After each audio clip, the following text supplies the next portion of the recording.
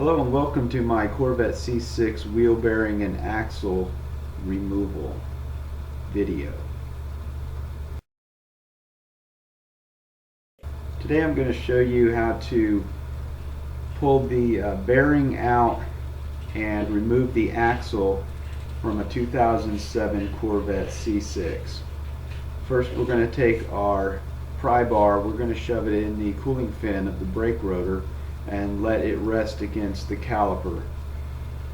Now if your axle nut comes free trying this method here, then your axle nut was not installed properly. So what I'm going to do is I'm going to put my breaker bar with my 36mm axle nut back onto the axle nut with a 6-foot cheater bar attached to my breaker bar. And right there my car just rested on the jack stands. Awesome. And now you see the nut just gave free. So now you put your cheater bar away. You won't need it anymore for this project.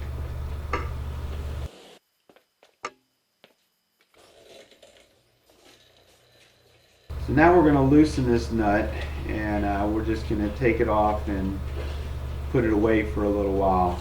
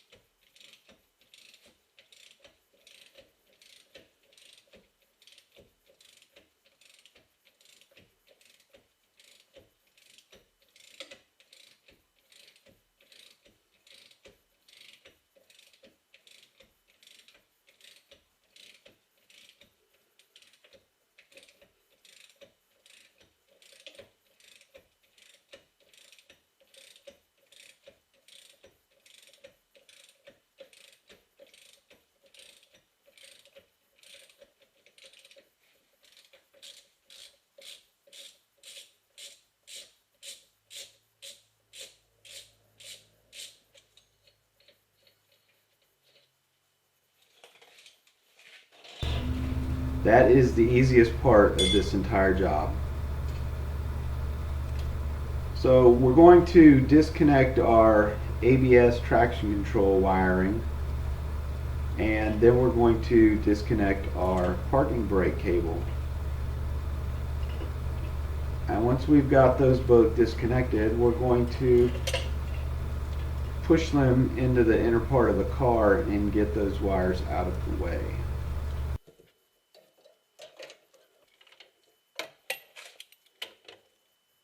Now we're going to loosen the top bolt which holds the caliper on.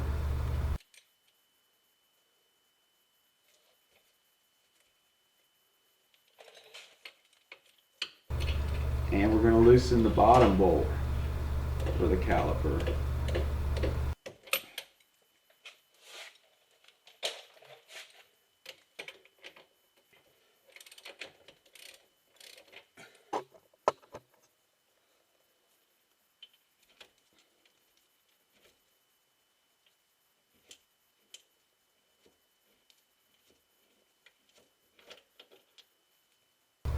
We'll remove the caliper bolt. When we put it back in, we want to make sure that we use a couple drops of blue Loctite. Blue.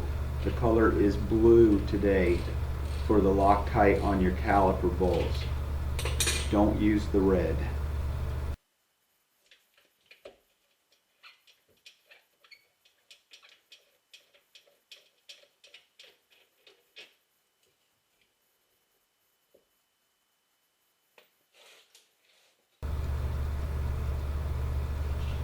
Now, a good little trick that I've learned, once you have your caliper loose, take about an 11-inch zip tie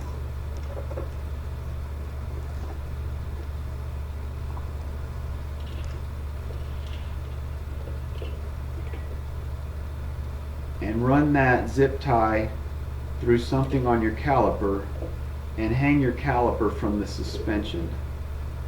We just want to get the caliper out of the way, but we don't want the caliper to be hanging from the car using the brake line.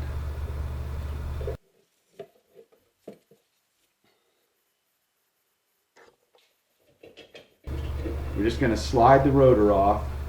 Be sure your parking brake's off. And then we're going to take some liquid wrench and we're going to spray down any bolts that we're going to be removing. These nuts and bolts on my car have probably never been removed in the 6 years or 84,000 miles which are on my car. As you see, I did put a hex socket into the tie rod end, and the reason for that is once you start breaking the nut free, sometimes the tie rod end will spin. Mine seems to be pretty well glued in there. Also, if you look closely, the rubber boot on my tie rod end is worn out. That's going to be another project for a later date. This is a Saturday when I'm shooting this video, so I can't take my car down to my local Jackie Jones Chevrolet and have them align the rear end of my car. But this is a good example of how solid that tie rod end bolt has meshed with the aluminum suspension part. So I'm going to put my hex head socket back on there with the wrench and just break it free. Now I'm going to need my wrench and my ratchet to get that nut the rest of the way off of there. These can be a hassle. The hub assembly is also attached to the car using the same method.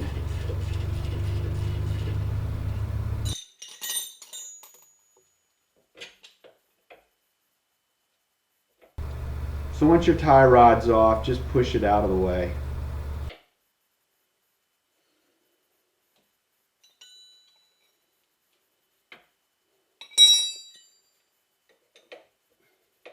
So now I'll take my wrench and I'll break free the top pin off the top A-arm. And again, this bolt is pretty solid. It's integrated to the car with the dirt and debris and the road grime. The crud just oxidizes the aluminum and kind of welds that steel bolt to the aluminum. And same thing with the lower, but right now I'm going to loosen the shock bolt which holds that lower A-arm on.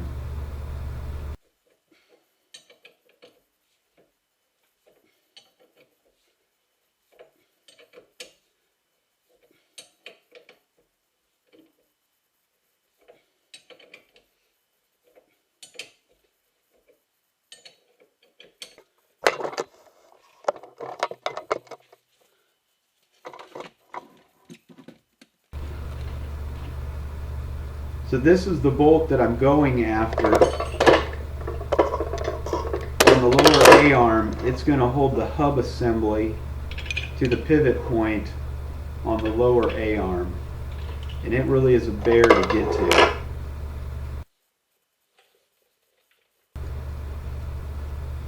So once I've loosened that bolt, I'll take a jack and I will jack up that lower A-arm just high enough so I can get my shock bolt out. And once I slide that shock bolt out, then I'll let the jack down and it'll allow that lower pivot point bolt free so I can get the nut off the top of the bolt past the end of the axle shaft.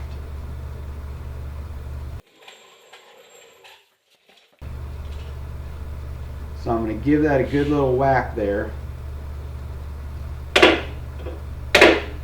This is a good time when a BFH really comes in handy. You see it freed up about an inch.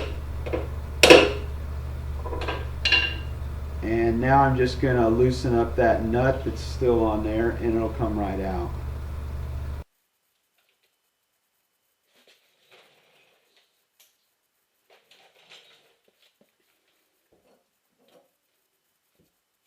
So now I lift my axle assembly up and I just give the upper A-arm a good whack and loosen up that top one.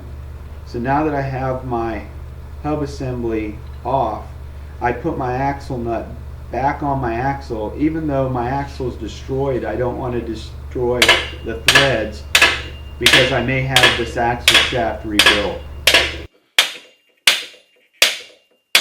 So with my BFH, you can see that the axle is slowly moving into the hub. Again, yours is going to be as difficult to get off if it's been on the car for 6 years with all the rust and the water and the road debris that gets up in there.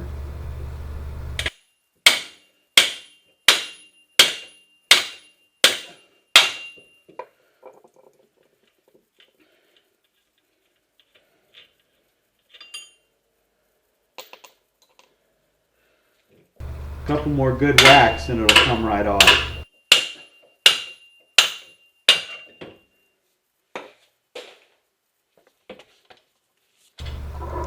So as you see the axle shaft up by the differential, you can see all the grease and crap. Now let's look at that again. We're just going to pull. All we do is pull the axle shaft and it comes right out. And you can see all that grease and debris that's there.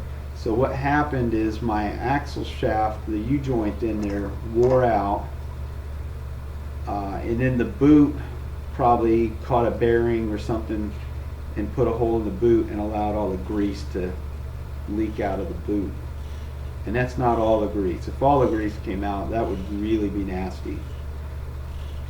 So now I have the hub assembly on my workbench, and there's nothing wrong with this bearing. The wheel bearing itself, this is a Moog wheel bearing that I bought from Advanced Auto. After my discount, my little coupon that I got in the mail, this wheel bearing ran me about $135. So I figure while I have it apart, I might as well go ahead and replace the wheel bearing since I'm doing the axle. Your car will feel so much better with new wheel bearings. So these are T55 Torx bolts that are in there, and they're in there pretty tight, and you can see on the bolt that they use the red Loctite, and you're going to use the red Loctite to put these back on. You're going to use the red Loctite also to put your axle bolt back on. So it's red Loctite for the bearing bolts, it's red Loctite for the axle nut, and it's blue Loctite for the brake caliper bolts. The last thing you want to do is put red Loctite on your brake caliper bolts, because you won't be getting those off again. Those are some big bolts.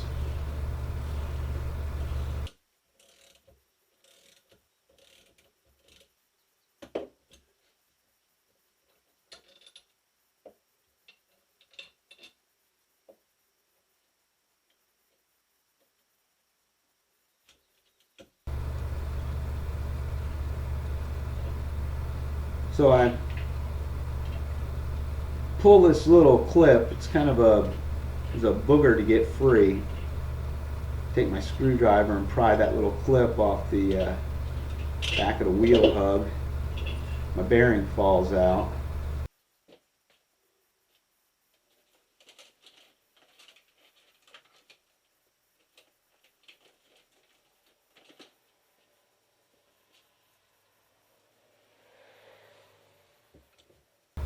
So I know that this bearing's good, so I'm going to go ahead and write good on it. That way I have a good spare. I have a bad spare too. The right side was totally trashed when I did it. That's in a different video. Now I take some liquid wrench and I spray it on a paper towel, and I'm going to clean out the center of that hub. And while you got this stuff apart, you might as well go ahead and polish it up. When else are you going to do it?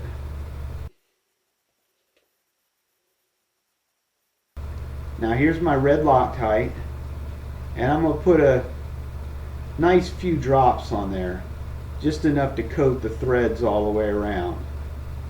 And I do it at the bottom because once I start spinning that in, it's going to push that red Loctite into the threads all the way up to where they come to a stop.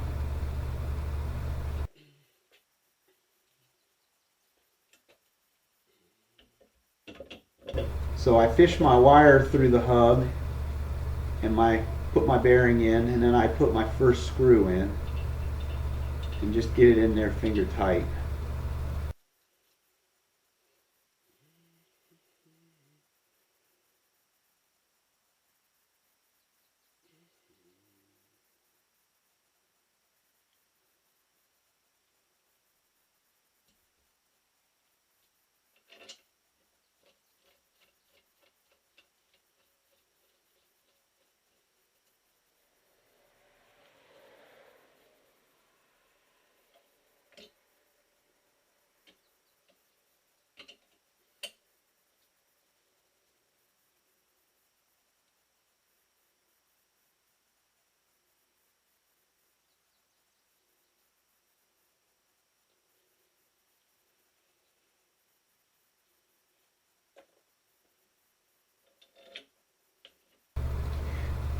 Now remember, with your red Loctite, when you put your red Loctite on your axle bolt and install your axle nut, that red Loctite has to sit for 24 hours. So what I'm saying is, once you get your car together, you cannot drive it for 24 hours until that red Loctite cures.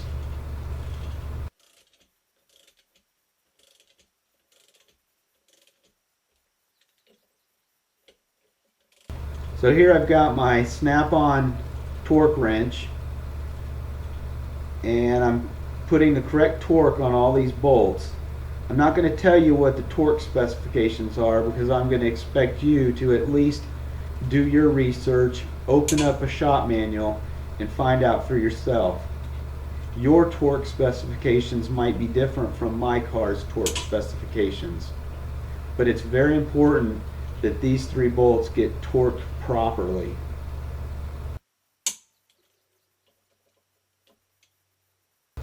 And I always check my torque twice.